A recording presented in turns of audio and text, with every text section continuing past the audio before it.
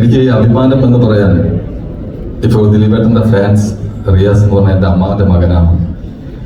ഞാനും ദിലീപേട്ടൻ്റെ ഒക്കെ fans association വർഷങ്ങൾക്ക് തുടങ്ങാൻ വേണ്ടി അവരുടെ കൂടെയൊക്കെ നിന്ന ആളാണ്. പക്ഷെ എന്നെ അവ അടുപ്പിച്ചില്ല.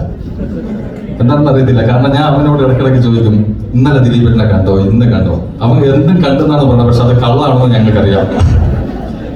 പക്ഷേ ദിലീപേട്ടൻ്റെ ഫാൻസ് എന്ന് പറഞ്ഞാൽ അവൻ നടക്കുകയും നമ്മുടെ നാട്ടുകാർ ആരും വിശ്വസിക്കുകയും ചെയ്തിട്ടില്ലായിരുന്നു.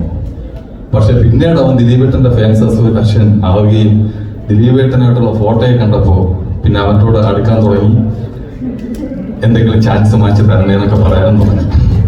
എന്തായാലും ഒരുപാട് സന്തോഷം ദിലീപേട്ട, ഡിസ്ട്രിക്ട് ഭായ്. ഞാൻ ഏറ്റവും കൂടുതൽ നമ്മളെ നവാഗതനായ ഡയറക്ടർ ബിൻഡോ സാറല്ലേ,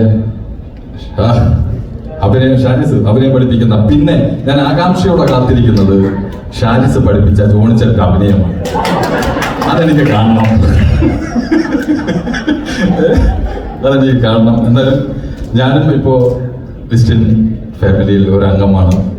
അപ്പോൾ ലിസ്റ്റിൻ ആൻഡ് ഫാമിലിയിലെ നമ്മുടെ Prince and family one hit ആവട്ടെ. കാരണം ഇവിടെയുള്ള എല്ലാവരും 100% ആത്മാർത്ഥതയോടെയാണ് പറയുന്നത്.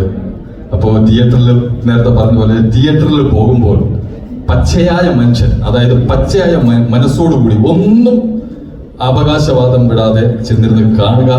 ഈ പടം ഹിറ്റാവുന്ന 100% ഉറപ്പാണ്. കാരണം ആ ഇരിക്കുന്ന ആ റോയിൽ എല്ലാവരും ആത്മാർത്ഥമായിട്ട് പറഞ്ഞിട്ടുണ്ട്. അപ്പോൾ ഞാനും പറയുകയാണ്, ഈ പടം വൻ ഹിറ്റാവട്ടെ. വീണ്ടും ദിലീപേട്ടനോടെ വീണ്ടും എനിക്കും അഭിനയിക്കാൻ ചാൻസ് കിട്ടട്ടെ എന്ന് ആത്മാർത്ഥമായി പ്രാർത്ഥിക്കുന്നു. Thank you.